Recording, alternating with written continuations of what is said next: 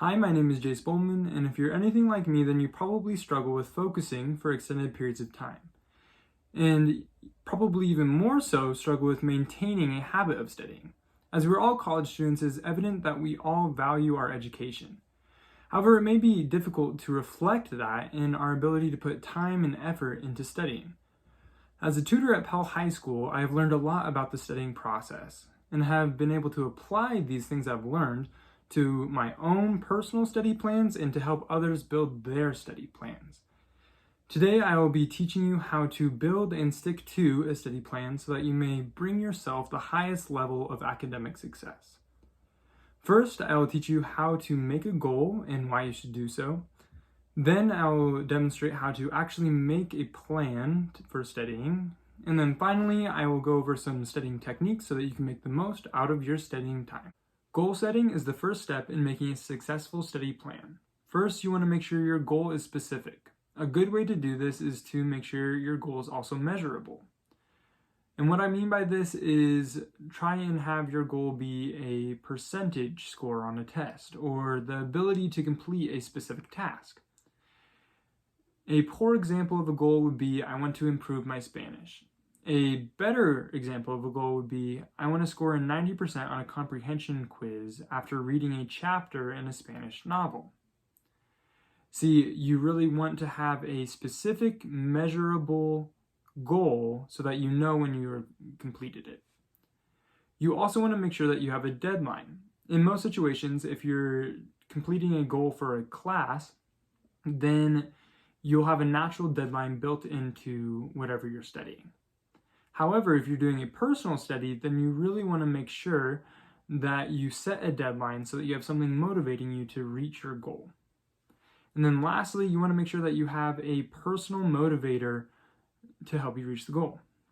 It needs to be something that applies to your personal, long-term life goals.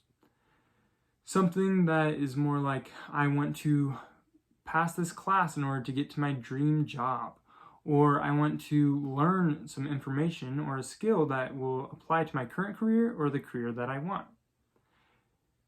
It is essential that you have something motivating you on the days where it is difficult to stick to your plan. The next step is forming the plan on paper. You need to find a time that you can commit to for each day that you want to study. This can be a different time depending on different requirements that you have throughout the day. However, you should treat this time as an actual class. In order to stay committed to it, don't let yourself change the time whenever you have already set it.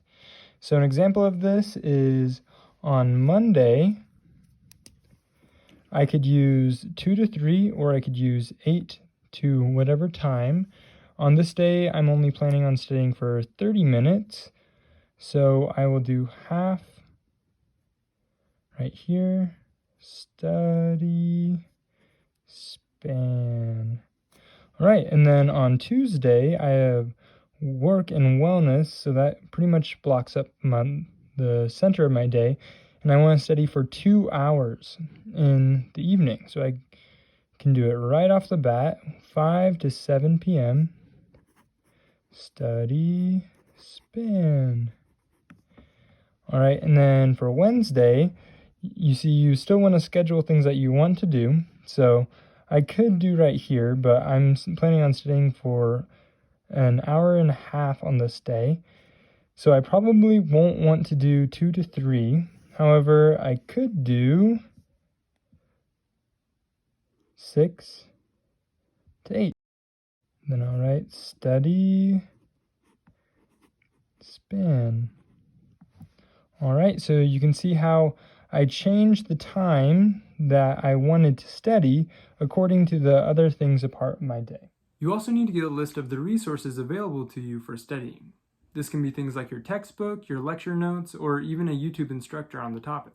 You do this in order to add variation to your study days to avoid burnout. Another way to add variation is to understand all the aspects that you need to understand to cover your subject, and then studying those different aspects on different days. For example, when learning a new language, you need to learn how to write, read, speak, and listen. The last part of making your plan to actually study is finding an accountability partner. This person will ideally be someone who is interested in the same subject as you or is actually studying it as well. That way you can discuss different things that don't make sense or talk about the concepts that you do understand to really cement them in your mind.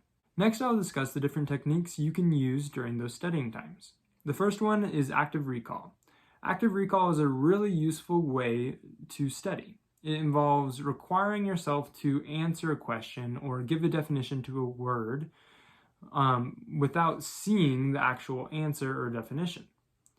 This is typically how tests are structured, so it can be really helpful to study this way. A branch off from this is called conceptual active recall.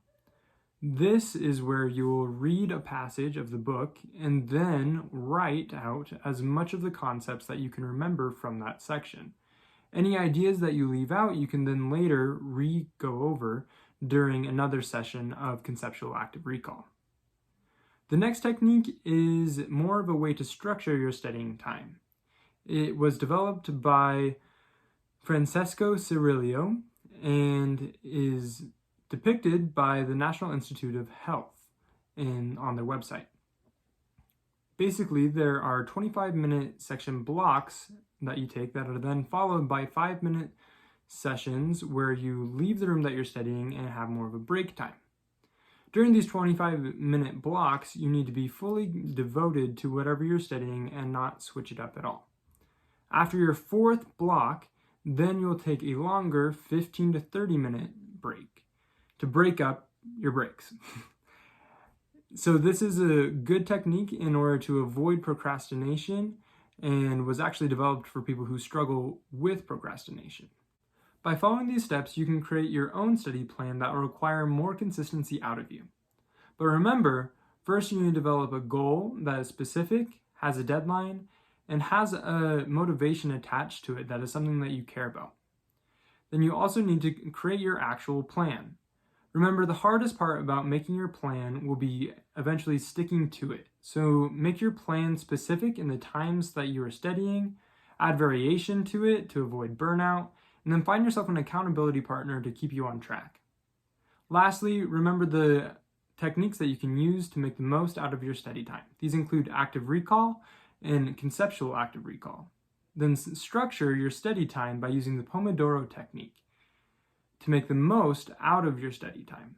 Because in the end, the goal is to help you make the most out of your investment in yourself to become the best you can be. Thank you for your time.